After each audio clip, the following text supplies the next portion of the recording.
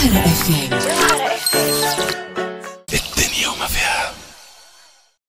Bonjour tout d'abord, je vous remercie de m'accueillir sur vos ondes radio. Effectivement, je suis la candidate pour La République En Marche pour donner une majorité présidentielle à Emmanuel Macron dans cette 9e circonscription des Français établis hors de France. Pourquoi ? Parce que en fait, je connais très bien cette région, je connais très bien le Maghreb et l'Afrique de l'Ouest qui recouvre la globalité de cette circonscription. Mon suppléant d'ailleurs est franco-sénégalais et en ce qui m'en concerne, pour mon programme que je propose pour mes compatriotes et nos concitoyens établis en Tunisie notamment, nous avons un travail sur la question de la sécurité, sur la question de l'éducation, sur la question de la santé, sur la question de la fiscalité et sur la question de l'administration, et plus précisément sur la simplification de l'administration. Si vous me permettez d'éclairer mes différents points par quelques exemples pour montrer notre programme, notamment sur la question de la sécurité. C'est une question éminemment importante pour les Français établis hors de France, particulièrement installés en Tunisie, où la sécurité est une question récurrente. Nous, ce que nous proposons notamment, c'est de mettre par exemple à jour les plans de sécurité des ambassades, des écoles, des centres culturels, mais pas que. D'insister également, de rapporter des efforts plus forts, d'intensifier les efforts notamment sur le centre de crise au ministère des Affaires étrangères, de former les TPE et les PME gérées par des Français établis hors de France à la formation pour les questions de sécurité. Sur la question par exemple de la sécurité sociale, un autre sujet qui préoccupe beaucoup nos compatriotes établis hors de France, par exemple, supprimer le délai de carence. Puisque en fait, les Français, quand ils vivent en dehors de France, quand ils rentrent en France, même s'ils sont en difficulté financière, il y a un délai de carence avant une prise en charge de la sécurité sociale. C'est un vrai sujet, c'est un enjeu important pour nos concitoyens, et moi je me propose évidemment de porter cette ligne programmatique qui est fondamentale pour nos concitoyens.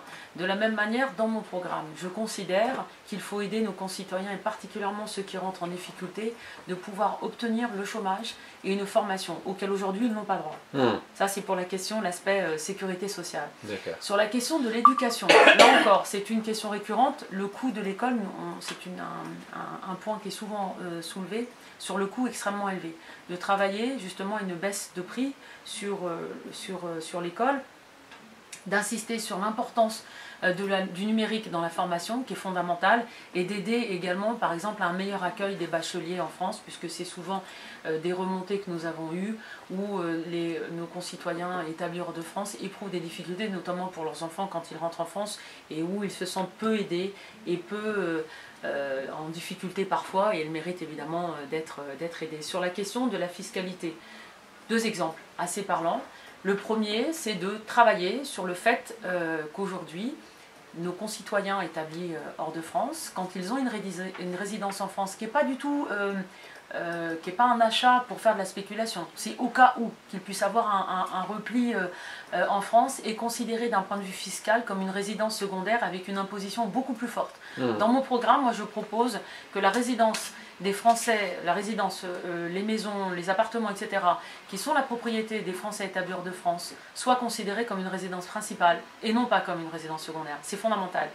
Également sur l'aspect fiscal, d'aider par exemple également nos PME et TPE. D'ailleurs j'ai eu le plaisir de voir des jeunes start-up tenues par des franco-tunisiens hier à Tunis, qui nous faisaient part de cette difficulté de ne pas être suffisamment aidés, voire même pas du tout aidés par la France pour leur permettre un développement économique en France et en Europe. Et enfin je finirai, parce que le temps qui nous est accordé est un temps assez court, sur la simplification de l'administration. Moi-même, étant vice-présidente de la Commission des Affaires étrangères et de la Défense et des Forces armées au Sénat, j'ai eu à travailler sur les questions des réseaux des ambassades et des réseaux des consulats.